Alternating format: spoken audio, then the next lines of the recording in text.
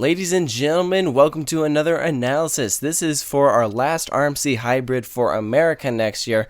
We got Twisted Timbers, we got Steel Vengeance, now we got Twisted Cyclone coming to Six Flags over Georgia next year. This of course used to be the Georgia Cyclone, and I think when it closed down everyone expected it to be RMC'd, and lo and behold, it is. Now we'll talk about the name later, because I do want to talk about the name Twisted Cyclone. But let's just jump straight into this layout, because there's a lot to talk about here. Running through the stats real quick, we have a height of 100 feet. That is an increase of 5 feet. Georgia Cyclone used to be 95 feet. We have a top speed of 50 miles per hour. That is actually the same exact speed that Georgia Cyclone used to go. We have an angle of descent of 75 degrees. That is quite an increase. It used to have an angle of descent of 53 degrees. Of course, we have 3 inversions from the previous 0 inversions. And the old Georgia Cyclone had a track length of 2,970 feet, and now we have 2,400 feet. So we dropped about 500 feet of track, which doesn't seem like that much, but I think when you talk about the general consensus of what people are thinking about this ride is that the layout looks good, but it is short. And that is absolutely true. In terms of comparing it to other RMCs,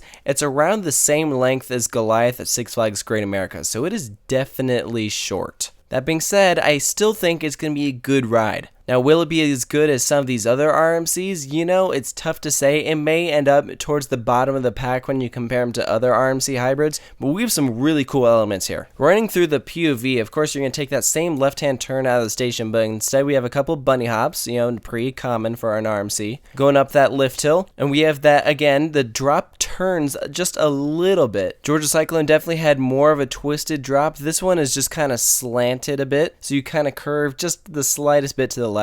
And this is what I love here. They took the old turnaround and packed in 2 inversions. This is really cool. They're almost like 2 back-to-back 0G rolls with a turn. It almost kind of sort of takes the shape of a Cobra roll, but it's definitely not a Cobra roll just because of the way that it inverts you. I honestly think that they should make up a name for this kind of element because it looks really cool the way that they have them back-to-back. That's almost a new element by itself. So I think that's really wicked what they did there, and this is the part that surprised me. In my old predictions, I was thinking that they would take that airtime hill next to the lift hill and turn it into a 0G roll, and instead we have a wave turn. This is awesome. I love wave turns. Like, see the one on Outlaw Run, or you have one that'll be on Steel Vengeance. There's one on Lightning Rod. Now we're gonna have one on Twisted Cyclone. This is gonna be great. Like, there's a lot of good things about this ride, but that may take the cake for my favorite change. Like, I think the inversions were unexpected and cool, but the rest of the ride wasn't really surprising, but the wave turn, I think, was the part that when I first watched that POV, I was like, whoa, didn't see that coming. So yeah, really like that. So next up, we have a step up into our turn. That's going to give you a little bit pop of airtime. We have a bank turn.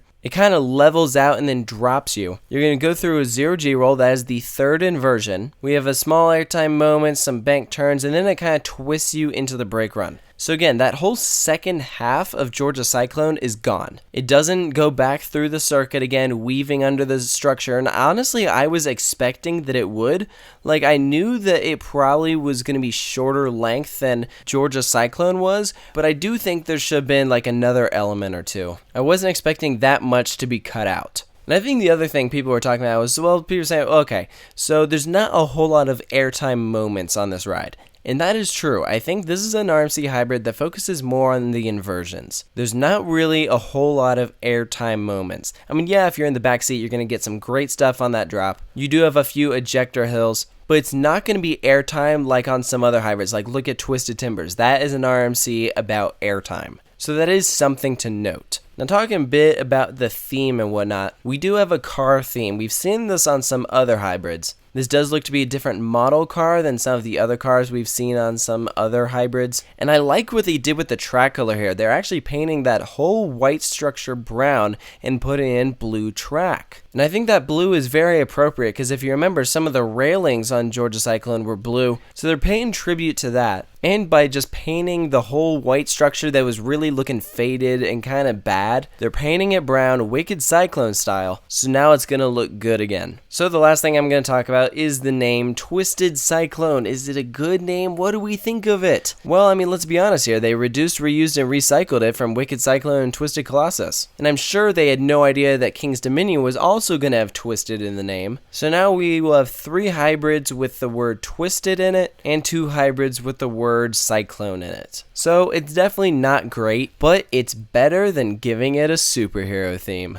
So that's it for my analysis on Twisted Cyclone. Let me know about what you think about it in the comment section below. Full credit for the animations goes to Six Flags Over Georgia. You can check out the full video with audio on my channel or Six Flags Over Georgia's channel or on their website. And of course, stay tuned for more analyses coming soon from the other attractions that were announced from Six Flags coming to their parks in 2018.